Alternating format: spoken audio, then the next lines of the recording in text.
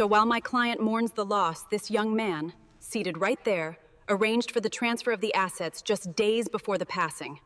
My father is sitting 12 feet to my left at the petitioner's table in courtroom 4 of the Suffolk County Probate and Family Court at 24 New Chardon Street, Boston, Massachusetts.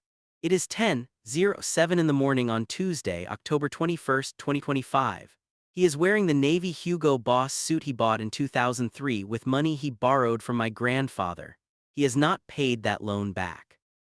He has paid back none of the loans he took from my grandfather over the past 25 years. The total, according to documents I have reviewed, is $340,000. Every dollar of it was forgiven, quietly, without comment by a man who had decided somewhere around the year 2000 that his son was a kind of small grief he was going to learn to carry without telling anyone. My father has just told the Honorable Judge Maeve Callahan of the Suffolk County Probate Court that I cannot possibly be the rightful heir to my grandfather's $13.1 million estate. He has just told the judge with the small smirk he uses when he believes he is winning that I am a waiter. He has said the word waiter the way another man might say paroli. The judge has just looked at me sitting at the respondent's table alone. No lawyer, no associates, no entourage. Just a charcoal gray suit I bought at Valen's basement in 2019, and a small manila envelope on the table in front of me. And the judge has raised her eyebrow and said, "A waiter managing millions." There is a small ripple of laughter in the gallery. Not loud, not cruel, just the involuntary laughter of strangers who have been seated for 40 minutes and who are responding to a moment they have decided is funny because the judge framed it that way. My father is smiling. His attorney, Mr. Walter Lockhart of Sutt and Lockhart, the most expensive estate firm in the Commonwealth, is also smiling. Lockhart has the smile of a man who bills $900 an hour and who has in the past 45 minutes called me the boy who serves dinners for tips exactly 4 times. I count. I am counting because counting is one of the things you do when you are a head waiter at a fine dining restaurant for 18 years. You count silverware before service. You count covers in your section. You count the number of times a difficult guest has used a particular phrase so that by dessert you know whether they are a man who wants the bill brought to him or man who wants to be asked if he would like another glass of the Cabernet first. I have been counting Mr. Lockhart for 45 minutes. He has used waiter 11 times. He has used the boy who serves dinners for tips 4 times. He has used unsuitable 6 times. He has used manipulation 9 times. He has used my actual name, Finn Donaghue, exactly twice. I have been waiting for the judge to say what she has just said. I have been waiting because I knew when my grandfather sealed an envelope in his attorney's office on March 11th of 2021 that the judge in this room was going to begin from a place of skepticism. That is not a complaint about the judge. That is a fact about the world. A waiter is not what most people picture when they hear manages $13 million. A waiter is what most people picture when they hear minimum wage and tips and no career path and did not finish college. I finished college. I went to Boston University on partial scholarship and graduated in 2011 with a bachelor's degree in finance magna laude. I am one of approximately 18,000 people in the world who hold the Chartered Financial Analyst designation at level 3, the highest level. I earned it in 2018 working full-time as a head waiter at a restaurant on Washington Street called the Loch Ober while studying for the exams in the back of the house between dinner service and breakdown. I have been managing my grandfather's investment portfolio under a notarized power of attorney since March of 2017. I took it from $4.2 million to $13.1 million. I have not been paid for any of this work, not 1 cent. I refused payment because my grandfather offered repeatedly. And I refused repeatedly because my grandfather had taught me when I was 16 years old in his kitchen in South Boston that there are 3 things you do not charge a person you love for: their dinner, their advice, and their funeral. He had not added their portfolio. I had added it myself. The judge does not know any of this. My father does not know most of it either. Neither does the smirking lawyer at the petitioner's table. Neither does the gallery. Neither does the reporter from the Boston Globe in row 3, who is taking notes and who has been here for 20 minutes covering what was supposed to be a routine probate hearing on a slow news day. What they all do know in the next 3 minutes is what is in the envelope on the table in front of me. I'm going to tell you what was in the envelope. I am going to tell you what was on the 9th page. The one my grandfather had photocopied, dated, and saved for 6 years. The one he had instructed his attorney to read aloud only if my father contested. I'm going to tell you what he judge's hand did when she read it. I'm going to tell you what my father's face did when she read it aloud. I'm going to tell you about a 68-year-old housekeeper named Alda Sweeney who had served my grandfather his Sunday breakfast for 40 consecutive years and who walked from the gallery to my table during a 15-minute recess and said quietly the only sentence I needed to hear that day. My name is Finn Donaghue. I am 36 years old. I live in a 480 FT studio apartment on a Luston Street in Brighton, Massachusetts. The rent is $1,800 a month. The radiator is loud. The kitchen has 2 FT of counter space. I have lived there for 9 years and I have never asked the landlord to fix anything because by the time I notice something is broken, I have usually figured out how to fix it myself. I drive a 2008 Subaru Outback with 178,000 mi on it. The car was a gift from my grandfather in 2014 when he upgraded to a Lexus. He never drove. The Subaru still works.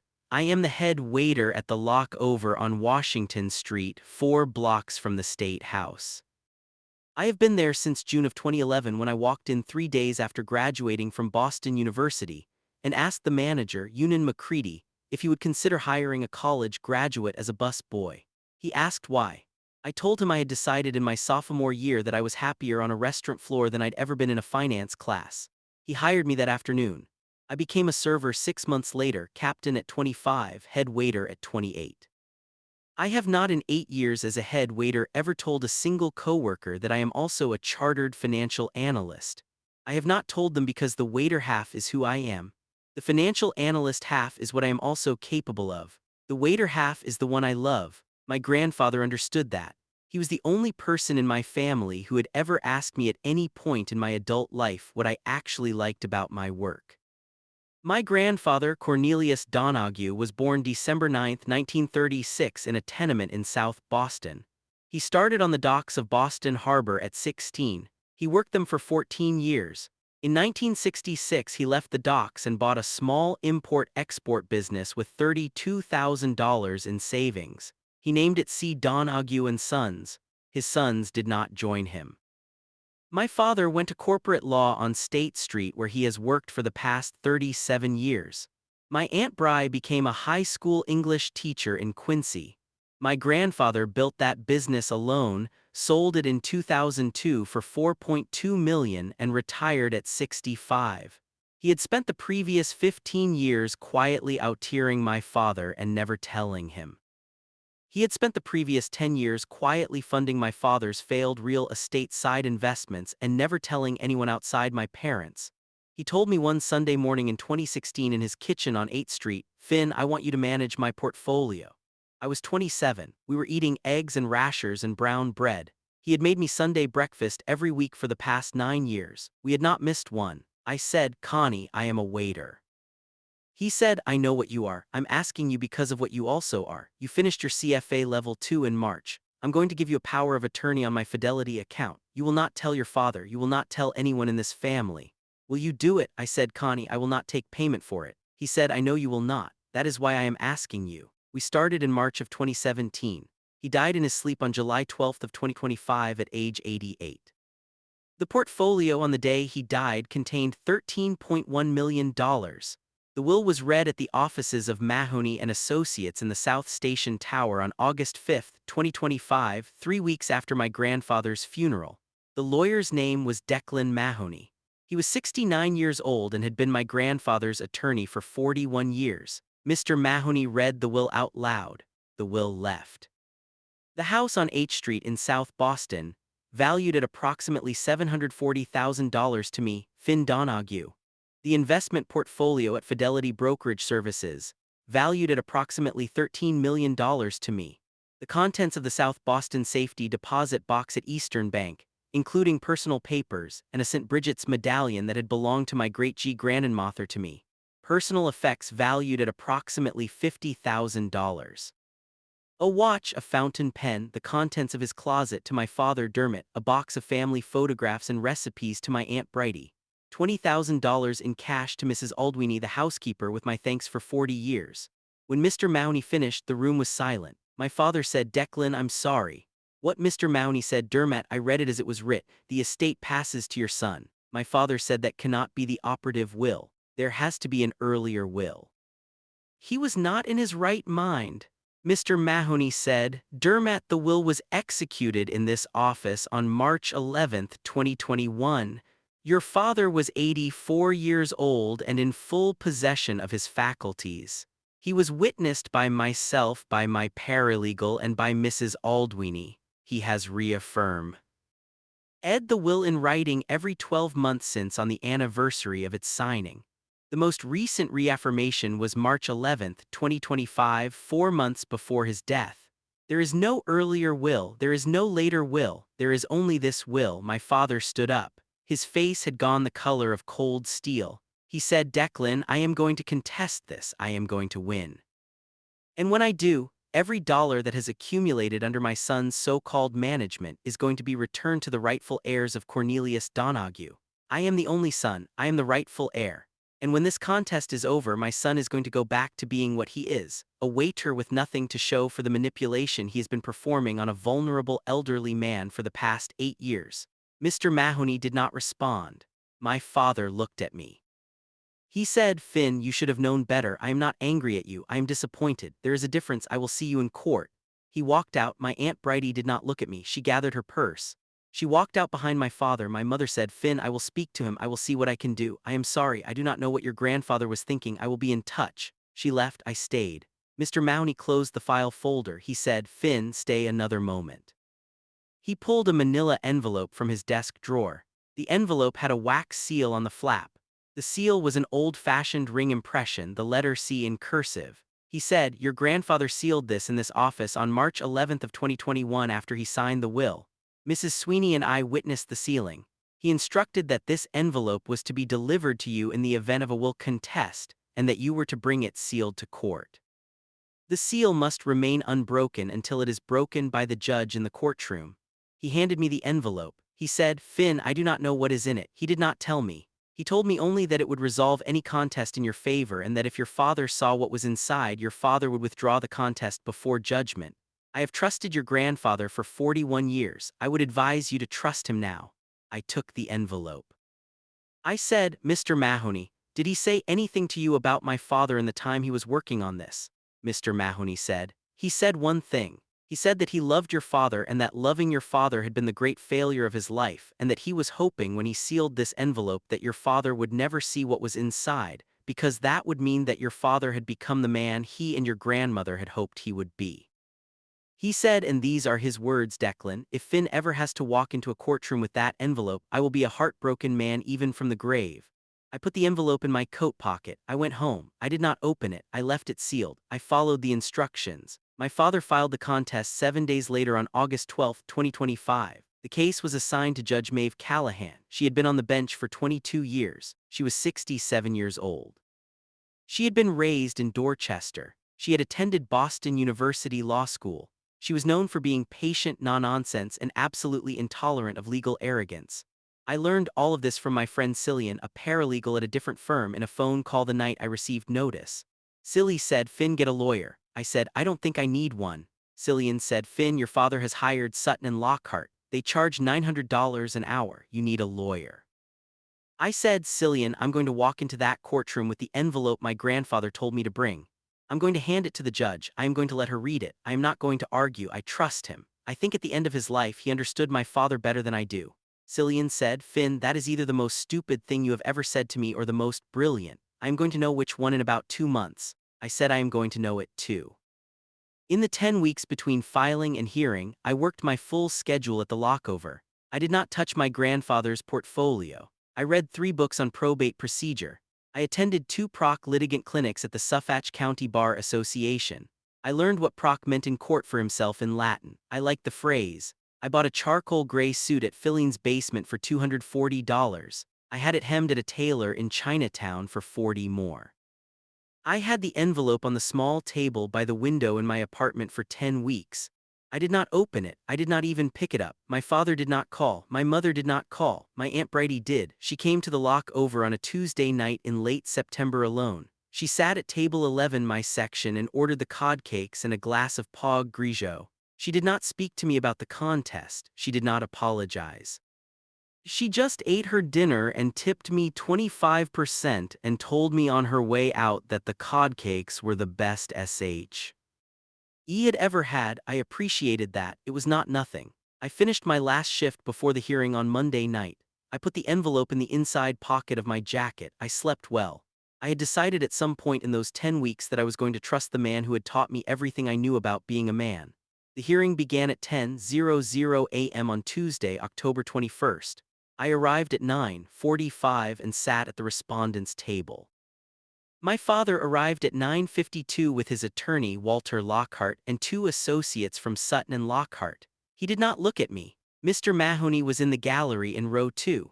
Mrs. Alda Sweeney was in row 3 wearing a dark blue dress. She caught my eye and nodded, very small. I nodded back. A reporter from the Boston Globe was in row 5 taking notes. I learned later that her name was Ayo Murphy. She had wandered into courtroom 4 because she had heard the words $13 million in the hallway. Judge Callahan entered. She was 67 years old with silver hair and a low bun and reading glasses on a beaded chain. She said, "Mr. Donaghue, Finn, are you certain you wish to proceed without an attorney?" I stood. "Yes, Your Honor," she said. "Mr. Lockhart, proceed." Walter Lockhart stood. He spoke for 43 minutes. He said the will was the product of undue influence. He said my grandfather had been mentally compromised. He said I had isolated my grandfather from the rest of the family. When he finished, he turned to my father and said, "Mr. Donaghue, would you like to address the court directly?" My father stood. My father said, "Your Honor, with respect, my son is a waiter. That is what he does for a living. He brings food to tables. He has been doing this for 18 years. He has no business managing $13 million. My father was elderly and confused at the end. Finn took advantage of that. The estate should be returned to me as the rightful heir. He sat down. Judge Callahan looked at me. She raised one eyebrow. She said, "A waiter managing millions." There was a small ripple of laughter in the gallery. Lockhart smiled. My father smiled. I stood up. I said, "Your Honor, may I approach the bench?" She said, "You may." I walked forward. I had the envelope in my left hand. I placed it on the table in front of her. I said, "Your Honor, before you call me a waiter again, and I am proud to be one, I would respectfully ask you to read what my grandfather left inside this envelope. The seal is intact. My grandfather's lawyer, Mr. Declan Mahoney, who is in row 2 of the gallery, can verify the seal was placed by my grandfather in his office 4 years ago in front of 2 witnesses. Inside is the documentation that I believe will resolve this matter. I do not need to argue. I just need you to read." Judge Callahan looked at Mr. Mahoney. Mr. Mahoney stood up in row 2. Mr. Mahoney said, "Your Honor, I can confirm the seal. Cornelius Donaghue placed that envelope in my office on March 11, 2021. He instructed me in writing that it was to be delivered to Finn upon his death and was to be opened only in court if a will contest occurred. I am the third party who witnessed the sealing. Mrs. Sweeney was the second. Mrs. Sweeney is in row 3. Judge Callahan said that will not be necessary at this moment, Mr. Mahoney. Thank you, Mrs. Sweeney. Please remain in the courtroom in case I have follow-up questions. Mrs. Sweeney nodded. Judge Callahan picked up the envelope. She examined the seal. She broke it. She removed the contents. She began to read. What was in the envelope? I will tell you in the order she read it because that is the order that mattered. The first document was a notarized power of attorney dated March 11, 2017, granting me full investment authority over my grandfather's portfolio at Fidelity Brokerage Services. The power of attorney was witnessed by Mr. Mahoney and Mrs. Sweeney, signed by my grandfather, signed by me, notarized by a public notary at the Fidelity branch on Devonshire Street. Judge Callahan read it. She set it down. The second document was a 32-page printout of every quarterly investment statement on my grandfather's portfolio, from March of 2017 through October of 2025. 35 quarters. Each statement was issued by Fidelity Brokerage Services. Each was on official Fidelity letterhead. Each was signed by me as the authorized agent. The first statement dated June 30, 2017 showed an opening balance of $4,212,000. The most recent statement dated September 30, 2025 showed a balance of $13,143,000. Across the top of the first page, my grandfather had written in his own handwriting in the blue Bic pen he used for 40 years, Vin's work 8 years. Compounded annual return 14.7%. The market over the same period 10.9%. He did this without payment. He did this on his Sundays, Judge Callahan read. She set it down. She removed her reading glasses. She put them back on. She picked the document up again. She read the cover note a second time. She sat it down a second time. The third document was my Chartered Financial Analyst Level 3 certification issued by the CFA Institute in Charlottesville, Virginia, dated September 14, 2018. The certificate was signed and embossed. Judge Callahan read it. She did not set it down right away. She held it for a moment. The fourth document was a 3-page handwritten letter from my grandfather dated March 11, 2021. I had not read this letter. I did not know what was in it. I learned what was in it the same way the courtroom did by listening to Judge Callahan read it. Judge Callahan said, "I am going to read this aloud because I believe the deceased intended for it to be read aloud in this room." She began to read to the Honorable Judge of the Suffolk County Probate Court, who was reading this on a day I had hoped would never come. My name is Cornelius Donaghue. I was born December 9, 1936.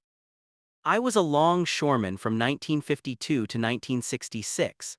I was an importer from 1966 to 2002. I have been retired for the past 19 years. If my son Dermot has contested my will, it is because my son Dermot has spent 40 years of his adult life building a person who is not the person his mother and I believed we were raising. I want you to know 3 things. I want you to know them so that the public record of this courtroom contains them because my son will pretend when this is over that they were never said. 1. I did not leave my son out of my will because I did not love him. I left my son out of my will because I loved him too much to give him money he did not earn. I have given him $340,000 in loans over the past 25 years. I have not asked for any of it back. I have forgiven each loan silently in the year it was made. 2. My grandson is not a waiter. My grandson is a chartered financial analyst at the highest level who graduated magna cum laude from Boston University in finance in 2011, who chose hospitality work as his profession because he loves it and is good at it, and who has managed my entire investment portfolio without compensation for the past 4 years because I asked him to. 3. My grandson is a better man than my son. He waited tables for 18 years to support himself. He paid his own rent. He never accepted a check from me except for the Subaru I gave him in 2014, and even for that he insisted on giving me $500 in cash that I returned to him by hiding it in his glove compartment. Your Honor, my son will tell you that my grandson is unsuitable. My son is wrong. My grandson is the only suitable person in my family. My grandson is the only person who for the past 14 years has had Sunday breakfast with me every single week without missing one. He always showed up. He showed up while my own son was telling people at his country club that I was a difficult elderly father whom he could no longer manage. From the grave, I am ending the silence. My son will likely instruct his counsel to argue that I was not in my right mind when I wrote this letter. Your Honor, I had a full neurological evaluation at Massachusetts General Hospital 3 weeks before I wrote this letter. The report is in the envelope as the 5th document. It declares me, in the words of Dr. Angus Ryan, MGH, Department of Neurology, extraordinarily lucid for a man of his age, with intact judgment and memory function consistent with a man 20 years younger. I instructed Mr. Mahoney to obtain similar evaluations every 2 years for as long as I lived. They are on file with him separately. All of them came back the same. I was lucid every minute of every day for the last 30 years of my life. I knew exactly what I was doing. Your Honor, I'm going to ask you to do one thing more. The 9th document in this envelope is not in my words. It is in my son's. It is a photocopy of a letter he wrote to me in the autumn of 2019. I asked Mr. Mahoney to add a sealed sub-envelope unopened to this envelope at the time of sealing. Mr. Mahoney did not read what was inside. I instructed him to mark it for reading aloud only if my son contested my will. If you are reading the present letter aloud, then my son has done the thing I prayed he would not do. You may now turn to the 9th document. Read it aloud. The Boston Globe reporter in your courtroom may quote it freely. My son's words have been waiting 6 years for this moment. Yours in service of justice and in love of my grandson Cornelius Donaghue, P.S. Finn. If you are in the courtroom when this is read, look at me. I am there in every word of this letter. I love you, my boy. The $13 million is the smaller of the 2 things I have left you. The larger thing is the one you already had. Judge Callahan finished reading. The courtroom was silent. Aya Murphy in row 5 was writing without lifting her pen. My father had not moved. Mr. Lockhart had not moved. My Aunt Bry was crying. She was crying without making any sound. Judge Callahan read the 5th document, the neurological evaluation from Dr. Ryan at Massachusetts General. She read the 6th document, a certified statement from Mrs. S. Weenie, attesting to 40 years of weekly observation of my grandfather's mental state. She read the 7th document, a letter from a Mrs. Mora O'Hare, who had been my grandfather's neighbor on H Street for 31 years, and who had agreed in writing in 2021 that she would testify to my grandfather's lucidity if asked. She read the 8th document, a sealed letter addressed to my father Dermot, with a cover note from my grandfather instructing Mr. Mahoney to give it to my father only if my father pursued the contest to the point of judgment. Judge Callahan held that letter for a moment. She said, I am going to set this aside. It is addressed to the petitioner. I will not read it. Mr. Mahoney will deliver it to your client at the conclusion of these proceedings, Mr. Lockhart. Mr. Lockhart did not respond. Judge Callahan turned to the next document. She paused. She picked it up. She read the cover sheet first. The cover sheet was in my grandfather's handwriting. I could see it from the respondent's table because Judge Callahan had tilted it slightly forward as she read. The cover sheet said in blue pen document to be read aloud in court if my son has contested this will.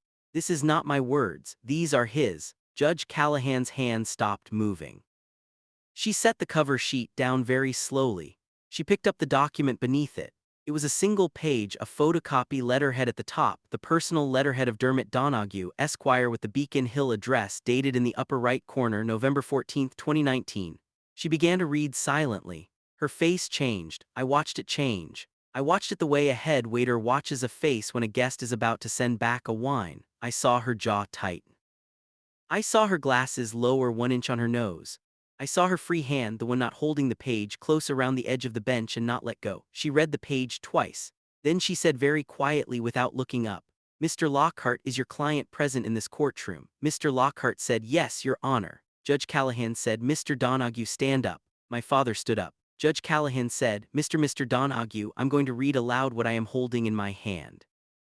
I'm going to read it in your courtroom, in front of your attorney, in front of your son, in front of the reporter from the Boston Globe in row 5, and in front of the 8 other witnesses present today. I'm going to read it because the deceased instructed that it be read aloud if you contested his will, and because I have been a probate judge for 22 years, and I have rarely seen a document more relevant to the question I am being asked to decide. Are you prepared to hear it? My father said, Your Honor. Judge Callahan said, that was not a question, Mr. Donaghue. She began to read.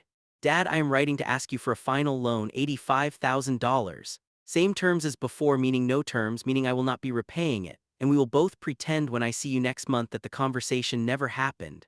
I need it for the BMW lease and the mortgage shortfall in the country clubs. I would prefer not to discuss the specifics. I want to ask you for one other thing while I am writing. I want you to revise your will. I have been thinking about this for some time. The current arrangement, which I assume continues to leave the bulk of the estate to me as your only son, is fine in concept but vulnerable in execution. Specifically, Finn, he has been spending an unusual amount of time at your house. I do not like it. I do not trust it. I think he is positioning himself in some quiet way to be remembered in a way he does not deserve. Finn must never inherit anything. He is useful only because he is obedient. He has chosen to wait tables for a living. He has chosen the path of a man who will never amount to anything serious. Do not reward that with money. Money belongs in the hands of those who understand it. I understand it. He does not. The estate should pass to me in full, and I will distribute it among the family as I see fit, including, if appropriate, a small annuity to Finn that will keep him in his apartment and in his uniform for the remainder of his life. I trust you will see the wisdom in this. Please respond by check made out to me by the end of the month. Your son, Dermot. Judge Callahan finished reading. She set the page down. She did not look up. Wife Murphy in row 5 was writing so fast her pen was scraping the notepad. The courtroom was completely silent. I could hear the radiator clanking against the back wall. I could hear very faintly traffic on New Chardon Street. My father had not moved. His hand had stopped on the back of the petitioner's chair. His mouth had opened slightly. He was not breathing. Judge Callahan looked up. She looked at Lockhart. She looked at my father. She said, Mr. Donaghue, I have one question. Did you knowingly bring this court a false claim regarding your father's mental capacity, knowing that you had in writing 6 years ago, asked your father to alter his will against your son for reasons that had nothing to do with mental capacity and everything to do with your own contempt for your son's profession and your own financial dependence on a man you have not respected for 40 years? My father's knees buckled slightly. He grabbed the edge of the petitioner's table to keep upright. He did not answer. Judge Callahan said, I am going to take that as a yes, Mr. Donaghue. Sit down. I am going to pause this hearing for 15 minutes. Mr. Lockhart, I would advise you to use them carefully. I will tell you on the record that the document I have just read is going into the public record of this case. I will further tell you that I am referring it after these proceedings conclude to the Massachusetts Board of Bar Overseers for review. You and your client may want to discuss what comes next. She banged the gavel. She stood. She walked into her chambers. The 15 minutes. My father did not stand right away. He sat at the petitioner's table for nearly a minute, both hands flat on the wood, staring at the grain.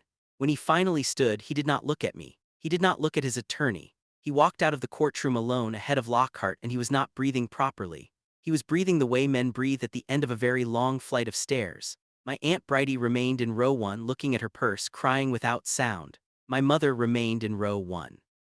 She did not cry, she did not look at me. Mrs. Sweeney stood up from row 3. She walked to the respondent's table. She put her hand on my shoulder. She said, Connie would be proud of you. She returned to row 3. She sat down. I did not move from the respondent's table. I sat, I waited. My hand stayed folded. Murphy, the Boston Globe reporter, walked to the railing. She said very quietly, Mr. Donaghue, off the record, are you all right? I said, I am, ma'am, thank you. She said, off the record, may I quote both letters? I said, on the record they are now public, you may quote them however you wish, my grandfather wanted them read. She nodded. She returned to her seat. Mr. Mahoney walked to the respondent's table. He sat in the chair next to me. He said, Finn, your grandfather predicted every minute of this morning. He told me in 2021 exactly how it would go. He told me your father would contest. He told me the judge would smirk when she heard the word waiter. He told me there would be a reporter. He told me he had decided the year I drafted his will that if he was going to die before your father had become a different man, he was going to use his death to teach the world something his life had not been able to teach his son. He had thought about this for many years. I said, Mr. Mahoney, he thought about everything for many years. Mr. Mahoney said, yes, Finn, he did. He sat with me until the bailiff called the courtroom back to order. Mr. Lockhart returned alone at 11:33 a.m. My father did not return.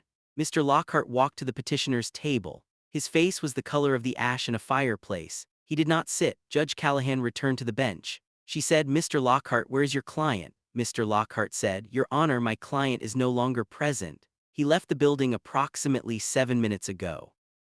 He instructed me before leaving to convey to this court that he is withdrawing the contest. We will not be opposing the will. We will not be seeking attorney's fees. We will pay our own. We waive any further proceedings. We waive any appeal. My client further wishes to convey his apologies to the court for any waste of this court's time. Judge Callahan said, Mr. Lockhart, I do not accept the apology. Apologies in this court are made in person. Your client has chosen not to be in person. That is a choice he will be answering for in another forum. You will inform him when you next see him that the document I read aloud has been entered into the public record, that the Boston Globe reporter in row 5 has been authorized to quote it freely, and that I am personally referring the matter to the Massachusetts Board of Bar Overseers. As I indicated, the contest is dismissed with prejudice. The will is upheld in full. The estate passes to Finn Donaghue as sole beneficiary. Effective immediately. We are adjourned. She banged the gavel. She stood. She walked into her chambers. The bailiff called the courtroom into recess. The gallery began to file out. Mr. Lockhart took his briefcase. He took the sealed envelope addressed to my father from Mr. Mahoney. He nodded at me very small. He left. My Aunt Bridie remained in row 1 until the courtroom was empty. When everyone else had gone, she walked to the respondent's table. She said, Finn. I said, Aunt Bridie. She said, I want to apologize. I did not know. I knew some of it. I did not know all of it. I did not know about your CFA. I did not know about the 8 years of managing the portfolio. I did not know about the letter he wrote in 2019. I knew some. I let it go because I was afraid of him. I let it go because I had been letting it go since I was 12 years old. I am 60 years old. I am not going to let it go anymore. I am sorry, Finn. I am so sorry. I said, Brighty, it's all right. I knew you were not the architect of this. The contest has Dermot's signature on it. Your name was added because he asked. I knew. She said, will you have lunch with me sometime? I said, I will pick a Sunday. I do not work Sunday lunches. Cambridge is fine. I take the tea. She said, Sunday after next. There is a place in Inman Square called Punjabi Dhaba. We can have curry. Connie liked it there. I said, I'll be there. She hugged me and she left. I walked out of the courthouse onto New Chardon Street at 11:45 a.m. It was a cool October morning. The leaves on the trees in the small park behind the courthouse were just beginning to turn. Mrs. Sweeney was waiting for me on the bottom step of the courthouse. She was holding a small paper bag. She said, Finn, I made you a sandwich, Connie's sandwich, brown bread, butter, ham, mustard, white cheese. I knew you would not have eaten breakfast. Take it. Eat it before you take the tea. I took it. I hugged her. She said, Connie loved you. He told me so every Sunday for 9 years. Sometimes he would say it 3 times in the same morning. He would catch himself saying it and laugh. He could not help saying it. He had so much love for you that it kept coming up out of him. I said, Mrs. Sweeney, thank you. I will see you at the house. I want you to keep working there. The pay is the same. You are not going anywhere. She said, Vin, I am 68. I will work for you until I am 80. Then we will see. She let go of my arm. She walked down the steps. Mr. Mahoney was on the steps, too. He shook my hand. He said, Finn, your grandfather's last instruction to me about you was this. He said, Declan, after the courtroom, when Finn comes out, do not give him advice. He will know what to do. He has known what to do since he was 16. Just shake his hand and tell him that he is exactly the man I knew he would be. He shook my hand again. He said, you are exactly the man he knew you would be. Now go to work, Finn. I said, I will. I took the tea at Government Center. I rode the Green Line to Park Street, transferred to the Red Line, took it 3 stops to Downtown Crossing, walked 4 blocks down Washington Street, and arrived at the lock over at 12:58 p.m., 2 minutes before the start of pre-shift. I did not tell Yunan what had happened. I did not tell my coworkers. I worked a normal Tuesday lunch. I took table 6 at 1:15, a couple from Wellesley who were celebrating their 34th wedding anniversary. I recommended the cod cakes. The wife had the cod cakes. The husband had the lobster club. They tipped me $28 on a $16 check. I worked the dinner shift. I closed the restaurant at 11:25 p.m. I walked home through the Boston Common. I passed the bench where my grandfather used to sit on Saturday afternoons in 1992 when I was 3 years old, telling me stories about the longshoremen. I sat on the bench for 10 minutes. There was a man my grandfather's age sitting on the next bench reading the Globe. The Globe, I looked over. He had the Boston Globe folded to page B1. The headline on B1 read, Boston attorney's own 2019 letter sinks his contest to father's $13 million estate. I read the headline from 20 ft away. I did not stand up to read the rest. I sat on the bench for another 10 minutes. I said quietly to nobody, I did it, Connie, we did it. I walked home, I slept. 8 months have passed since that Tuesday. What I have done with the $13 million, I am still a head waiter at the Lockover. I work 5 dinner shifts a week plus brunch on Sundays. I have not announced the inheritance to my coworkers, only Yunan knows. Yunan asked me 4 weeks after the case if I was leaving. I told him I was not leaving. He nodded. He has not brought it up since. I bought the building that houses the Lockover. The previous owner had been raising the rent 15% every 2 years for the last decade. I bought the building through an LLC structured by Mr. Mahoney in February. The restaurant pays slightly below market rent for the next 25 years through a long-term lease I drafted myself. Yunan thinks the new owner is a hospitality investment fund that wants to preserve historic restaurants. He likes that the rent stabilized. He has never asked who is behind the fund. I anonymously paid off Mrs. Sweeney's mortgage. She had $84,000 left on her house in Dorchester. I paid it off through Mr. Mahoney. She called Mr. Mahoney to ask who had done it. Mr. Mahoney told her, as I had instructed, that an anonymous donor had wished to honor my grandfather's memory. She suspects it was me. She has, however, brought me a small jar of homemade strawberry jam every Sunday for the past 4 months. I have been eating it on toast. I established a scholarship at Boston University in my grandfather's name. $30,000 per year for 4 years awarded to a Boston Public Schools graduate who is the first in their family to attend college. The first recipient is a young woman from East Boston named Okonkwo. She wants to be a nurse. She wrote me a thank you letter. I read it 3 times. I wrote her back. I did not tell her I was the donor. I started a fund through Pine Street Inn for emergency housing assistance for restaurant industry workers. $200,000 per year. A bartender at the Loch Ober named Ronan was the first beneficiary. He was evicted in December. Pine Street Inn paid his deposit and first month's rent at a new apartment in Dorchester. Ronan does not know I funded the program. My Aunt Bridie and I have lunch on the second and fourth Sundays of every month at Punjabi Dhaba in Inman Square. We have not missed a Sunday since October 26th. She talks about her teaching. I talk about restaurants. We do not talk about my father. She has not seen him in 8 months either. My mother has been in touch twice. She called me once in November. She called me once in February. I told her I would think about it. I have not yet replied. My father has not contacted me at all. I have not contacted him. The Boston Globe article ran on October 22nd. The headline was on page 1 of the Metro section. The story quoted my grandfather's letter in full. It quoted my father's 2019 letter in full. A wife Murphy wrote that the case was in her 31 years of covering the Suffolk County courts the most extraordinary probate contest she had ever attended. The story was picked up by the Associated Press. It ran in the Hartford Courant, the Providence Journal, and the New York Times legal section. Sutton and Lockhart, the law firm that represented my father, dropped him as a referral source within 72 hours. The hedge fund in Back Bay, where my father had been counsel, moved their account to another firm by the end of the week. The real estate developer in Quincy, his largest client, terminated their retainer the following Monday. By December, he had lost 11 of his 14 major clients. The Massachusetts Board of Bar Overseers opened a formal investigation in November. The hearing was held in March. He was found to have violated Rule 3.1 of the Massachusetts Rules of Professional Conduct, meritorious claims and contentions for filing a will contest he knew from his own prior writings to be without basis. He was suspended from the practice of law for 18 months.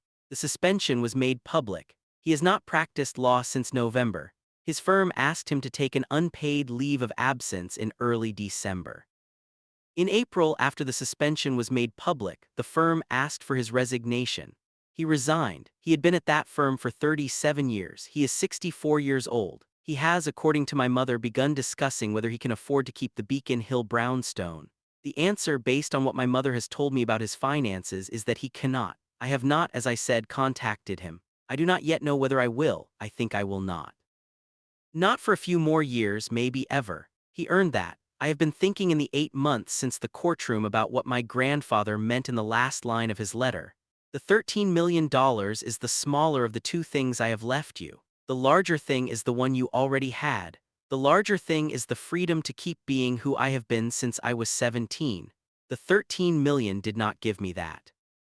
The freedom was given to me by my grandfather on a 100 Sunday mornings in a small kitchen in South Boston when he listened to my answers and never once suggested I should be doing something else. The $13 million is just the proof that he meant it. It is a Wednesday night in June.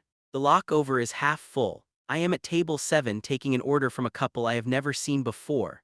The man asks me about the lobster. I explain the preparation. The lobster is split in half, brushed with lemon butter, broiled over wood charcoal for 9 minutes, served with a side of fried potatoes and a small ramekin of drawn butter. The woman asks me where I studied. She says I speak like an educated person, not like a typical waiter. I smile. I have heard a version of this question many times in 18 years. I say I studied finance, ma'am, at Boston University, class of 2011. She says, then why are you still a waiter?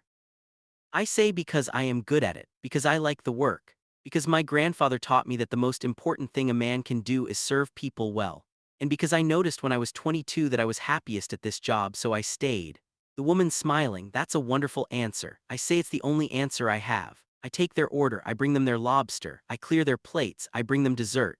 When they leave, the man hands me a $100 bill as a tip.